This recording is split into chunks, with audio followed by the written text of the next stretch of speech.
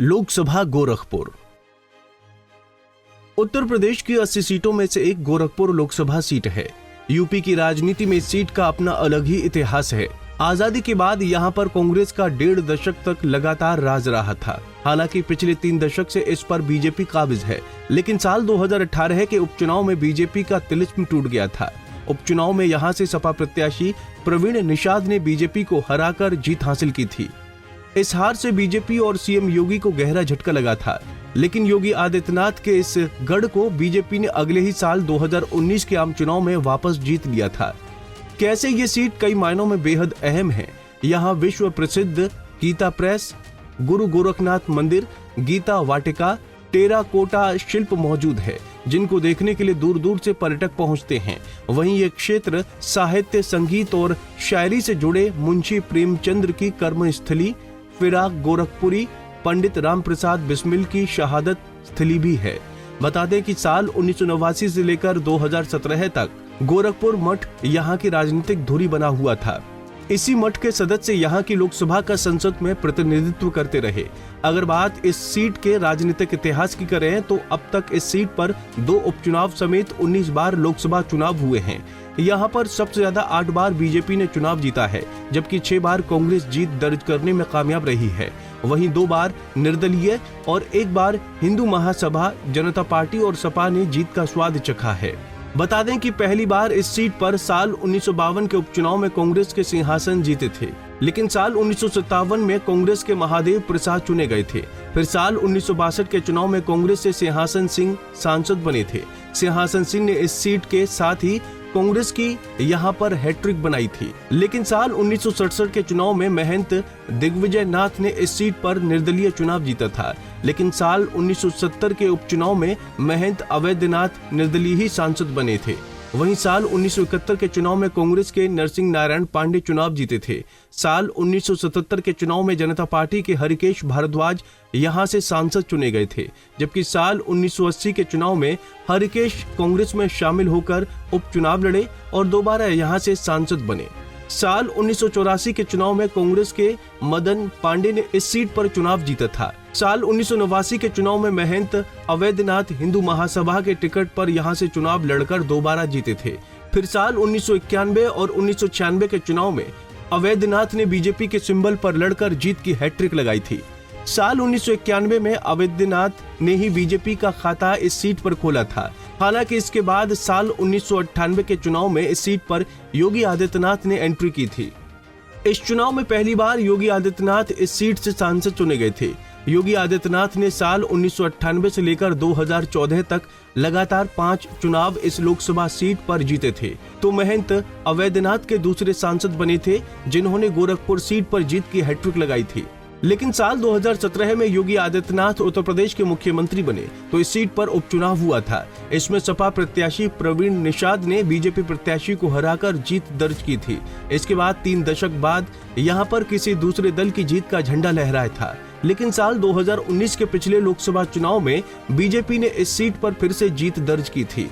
भोजपुरी कलाकार रवि किशन शुक्ला यहां पर बीजेपी के सांसद चुने गए थे। आपको बता दें कि गोरखपुर संसदीय सीट के तहत कुल 5 विधानसभा सीटें आती हैं।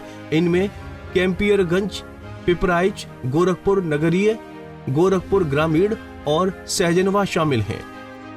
लोकसभा क्षेत्र गोरखपुर, जिला गोरखपुर, विधानसभा कैंपियरगंज, पिपराइच, गोरखपुर नगरीय, गोरखपुर ग्रामीण और सहजनवा। साल 2022 में हुए विधानसभा चुनाव में गोरखपुर लोकसभा क्षेत्र की सभी 5 सीटों पर बीजेपी ने जीत दर्ज की थी। इससे पहले साल 2017 के विधानसभा चुनाव में बीजेपी ने यहां पर किसी दल का खाता नहीं खुलने दिया था। ये संसदीय क्षेत्र यूपी के मुख्यमंत्री योगी आदित्यनाथ का मजबूत गढ़ माना जाता है। अगर बात मतदाताओं की करें तो गोरखपुर सीट पर कुल 19,54,081 वोटर हैं, जिनमें पुरुष मतदाताओं की संख्या 10,70,242 है, जबकि महिला वोटरों की संख्या 8,83,677 है। वहीं ट्रांसजेंडर वोटरों की संख्या 162 है। गोरखपुर सीट पर साल 2019 के पिछले लोकसभा चुनाव पर नजर डालें तो इस सीट पर बीजेपी ने जीत दर्ज की थी। बीजेपी के रवि किशन शुक्ला ने सपा के राम निषाद को 3 लाख वोटों के बड़े अंतर से हराया था। रवि किशन को कुल 7,17,122 वोट मिले थे, जबकि दूसरे नंबर पर रहे राम निषाद को 4,15,458 मत मिले थे। वहीं तीसरे नंबर पर कांग्रेस के मधुसूदन त्रिपाठी रहे थे। मधुसूदन को केवल 22,972 वोट पड़े थे। बता दें कि साल 2017 के यूपी विधानसभा चुनाव में बीजेपी की प्रचंड बहुमत से सरकार बनी थी। मुख्यमंत्री बनने के बाद योगी आदित्यनाथ ने गोरखपुर लोकसभा सीट से इस्तीफा दे दिया था, जिसके बाद साल 2018 में इस सीट पर उपचुनाव हुआ था।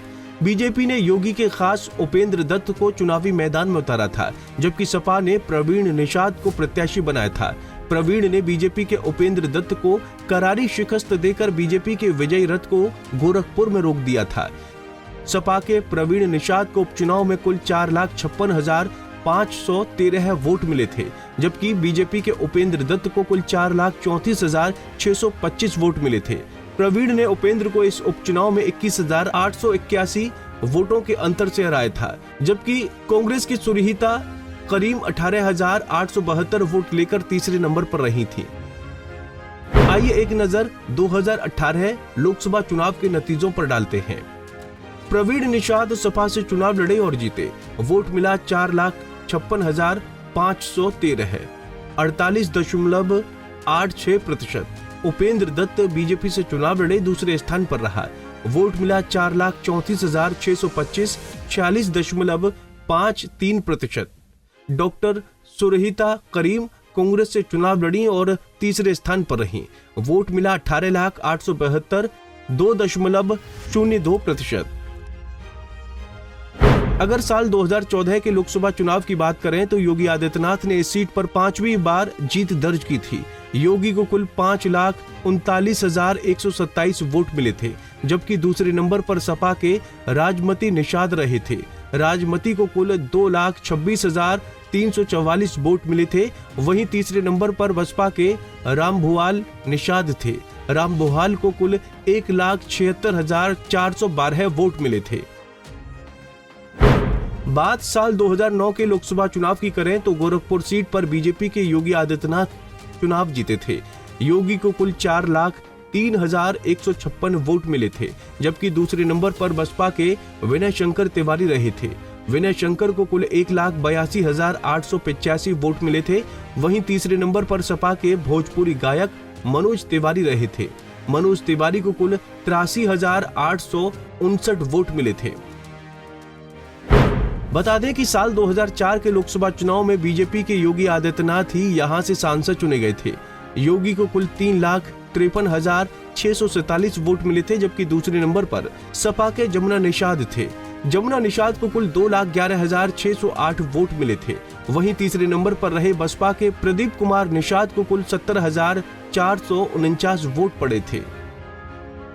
गोरखपुर लोकसभा उत्तर प्रदेश की सीट नंबर 64 है।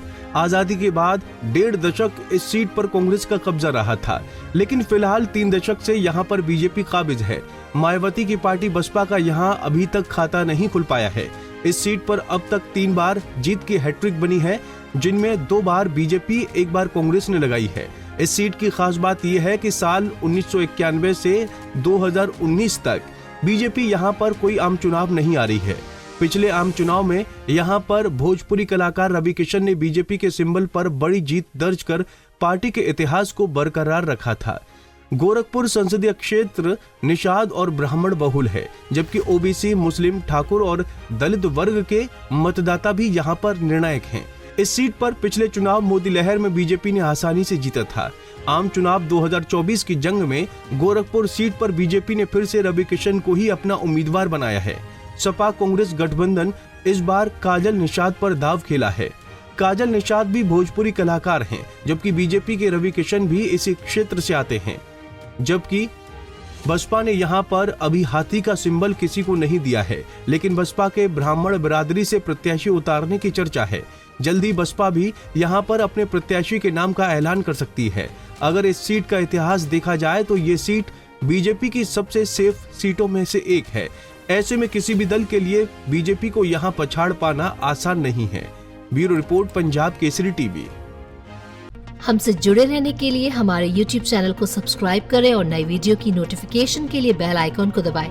अगर आप ये वीडियो Facebook पर देख रहे हैं तो लाइक जरूर करें और ज्यादा से ज्यादा शेयर करें। धन्यवाद।